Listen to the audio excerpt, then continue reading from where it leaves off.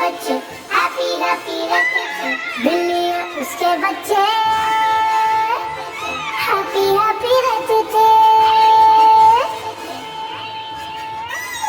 बिल्ली और उसके बच्चे हैप्पी हैप्पी रहते थे। काम में आगे चुन्नू था, खाने में मुन्नू था। चुन्नू छोटा लगता था, मुन्नू मोटा लगता था।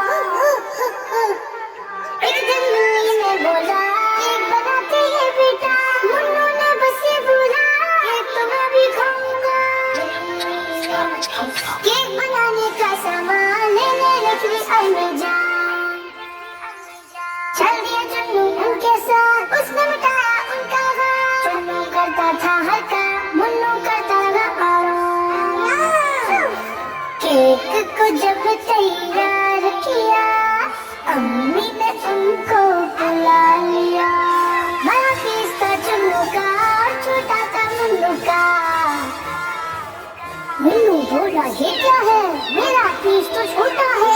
अम्मी ने बोला, ये साथ बेटा यही तो है इंसाफ। चुन्नू ने सारा काम किया, तुमने तो बस आराम किया। सुस्ती रह गए